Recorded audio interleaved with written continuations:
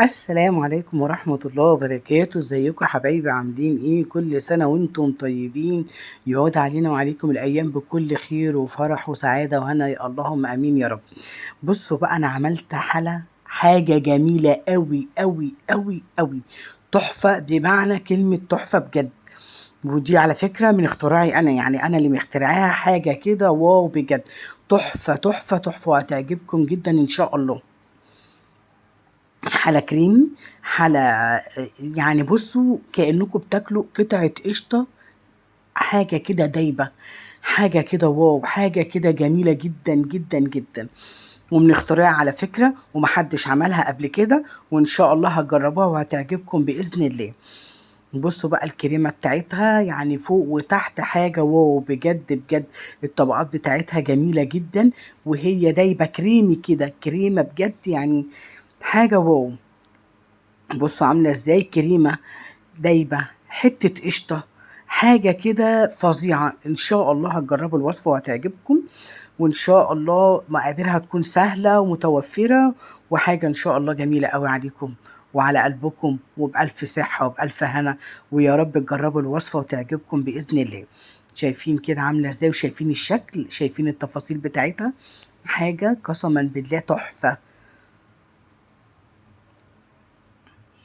شوفوا التفاصيل بتاعتها، شوفوا كريمية ازاي، كريمية قوي قوي قوي، يعني حاجة كده فظيعة بجد. ان شاء الله هتجربوها وهتعجبكم. يلا بينا بقى نشوف المقادير مع بعض. انا عندي هنا دقيق بسبوسة، اللي هو مش خشن قوي ومش ناعم، متوسط. تمام. وعندي كيس جيلي، وعندي مانجا انا مفرزاها. يعني ممكن انت لو مش عندك مانجا مفرزاها عادي، ممكن تجيبي اي كيس قطع مانجا من بره. عندي لبن هنا حليب، كان في الفريزر انا طلعته يفك، وهوريكم دلوقتي المقادير اللي هنحطها مع بعض. اولا عندي هنا كوبايه الا ربع دقيق، اللي هو بتاع البسبوسه عادي خالص. شايفين متوسط ازاي، ولا خشن ولا ناعم، متوسط. حلو قوي على فكره، من عند السايب، يعني سايب من عند العطار عادي خالص. يعني مفيش داعي للتكلفه والكلام ده كله، هتروح عند العطار وهيطلع لك تحفه وجميل جدا على فكره. هنحطه على اللبن ونقلبه كويس جدا. تمام. وهوريكم دلوقتي هنحط كمان ايه. هنحط 4 ل5 معالق كريمة باستري او كريم جانتيه، الاتنين مع بعض. انا عن نفسي الاتنين دول انا ضايفاهم مع بعض، حاطه كريم الجانتيه مع كريمة الباستري، والاتنين بحطهم مع بعض بيدوا ميكس فظيع، بيبقى تحفة. السكر حسب الرغبة، انا عن نفسي هحط كام معلقه سكر حسب الرغبه ما انا عايزاه. شوفي انتي رغبتك ايه، انا ما بحبش الحاجه مسكره قوي. لو انتي بتحبيها مسكره قوي فبألف هنا وشفا على قلبك يا رب. وان شاء الله الوصفه تعجبكم وتبقى خفيفه عليكم. هنقلب طبعا كل دوت كده على البارد، وبعد كده نحطهم على البوتاجاز لحد ما يتقلوا مع بعض، واحده واحده مع بعض. شايفين، واحدة واحدة لحد ما يتقلوا كده، يبقى قوامهم كريمي كده، مش تقال قوي، لا كريمي. شايفين، وصفة جميلة وسهلة وخفيفة جدا، وكريمية وموفرة، وحاجة عايزة أقولك إن جوزك ولادك حبايبك أصحابك هيحبوها جدا، ومشرفة في كل اللي عايزاه وفي كل حاجة. طبعا أنا حطيتها على النار دلوقتي وبقلبها واحدة واحدة. وهي على النار أنا هطحن المانجا زي ما هي مجمدة، وهي لسه فيها التلج بتاعها مجمدة كده، هطحنها في الكبة عشان مش عايزة فيها مية أصلا. تمام. هاخد منها معلقتين واركنهم على جنب. هقول لكم هنعمل بيهم ايه دلوقتي. طبعا الطبق مطرحه مانجا عادي خالص، ودي هرجعها تاني في التلاجة زي ما هي بالشفشق بتاع الكبة. عندي هنا كيس كريم جانتيه، هعمله بكوباية مية مغلية واحدة بس. يعني هو المفروض بنحط عليه كوبايتين، انا مش عايزة غير كوباية واحدة بس، علشان انا مش عايزاها جيلي، لا انا عايزاها بس ان هي تخلي قطع المانجا من فوق، وان هي ماسكة الوش بتاع الطبقة بتاعتي من فوق. فانا مش عايزاها حاجة يعني عالية قوي، لا لا لا، انا عايزاها بسيطة كده. فانا هقلبها عقبال ما تبرد، اكون انا خلصت الكريمة بتاعتي على النار وتقلت وظبطتها. تمام. احنا بس هنقلبه والطبق ده برضو مطرحه مانجا. انا اي حاجه مطرحها مانجا مش برضه ان انا ارميها حرام او كده، لا كله كده بياخد من طعم بعضه يعني. وانا جايبه جيلي بطعم المانجا، عايزه تجيبيه انت باي نوع تاني اي فاكهه تانية براحتك. بصوا كده عماله بتتقل معايا، انا كل شويه بوريها لكم. تمام كده بقى السمك خلاص بقى جميل جدا. يلا بقى هنعمل ايه دلوقتي؟ هنضيف عليهم معلقتين المانجا اللي انا خدتهم مجمدين وعملتهم في الكبه، فانا حطيتهم على الكريمه بتاعتي. تمام كده، وهنقلبهم كويس جدا وبسرعه عشان ما يتكتلوش مع بعض. هي كده كده مجمده وده سخن، فالاتنين هيفكوا مع بعض وهتكون هديت، مش هتكون بردت طبعا بس هتكون هديت السخونيه بتاعتها شويه. بصوا كده هتكون تقلت ازاي، هي لما بتبرد بتتقل طبعا. كده انا هاخد على حسب احتياجي بس للصينيه، والباقي هحطه في اطباق صغيره. بس هتطلع تحفه بجد. بصي بقى التفاصيل بتاعتها وهي لسه ما تحطش عليها حاجه، جميله. ده لبن مجمد يعني مش ساقع بس، لا وفي قطع تلج حتى باينه على الحروف اهي. تمام، هتحطي معدل مثلا قولي نص كوبايه كريم جانتيه على كريمه باستري، لازم الاتنين مع بعض بيدوا طعم تحفه وميكس جميل جدا. حطي السكر بتاعك حسب الرغبه، انا ما بحبش السكريات عاليه قوي. بصوا كمان شويه فانيليا سايله بتديها طعم تحفه.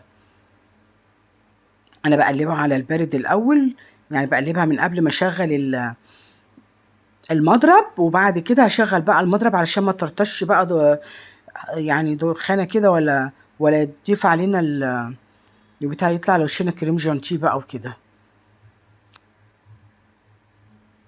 هنضربها ضربا مبرحا من 5 ل6 دقايق كده، هتبقى كريمة تحفة. بس انا طبعا مش هطول عليكم الفيديو، انا هقعد اضرب فيها لحد ما الاقي القوام بتاعها قرب يتقل واوريها لكم في الاخر.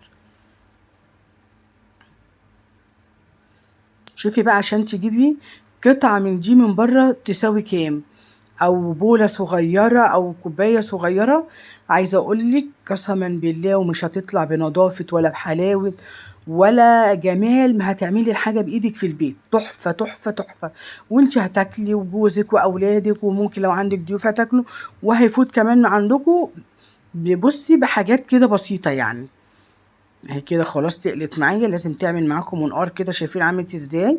على فكرة اللي بيتقلها قوي كده كريمة الباستري اكتر من كريم جانتيه، لان الكريم الجانتيه بيديلك السمك العادي. تمام، ان انا بنخليها لك تبقى تقيلة كده الكريمة الباستري. يلا نضيفها بقى على الصينية بتاعتنا. بصوا الصينية بتاعتنا اهي اتشمعت وهي لسه سخنة على فكرة، يعني باردة مش باردة، انما هي لسه فيها سخونية. تمام، ومش هتسيح كريمة الجانتيه معانا على فكرة، مش هتسيح الكريمة خالص، وهتشوفوا دلوقتي.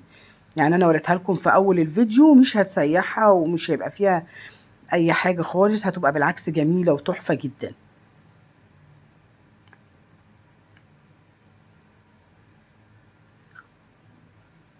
افردي بقى الكريمة وحطي زي ما انت حابة وعايزة. انا هعملهم الاتنين الطبقتين زي بعض،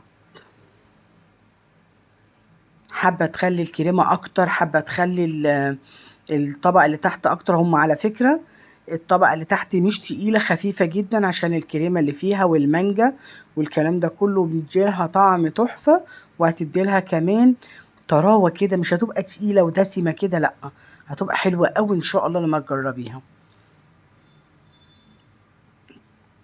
تعالوا بقى اوريكم المانجا هنعمل بيها ايه. دي المانجا بتاعتي اللي انا ضربتها في الكبة وشلتها في التلاجة، هوريكم دلوقتي. هنحط عليها الجيلي بتاعنا. تمام، وهنقلبهم كويس جدا. هو كيس الجيلي بكوباية المية هيعمل معايا الكمية بتاعتي.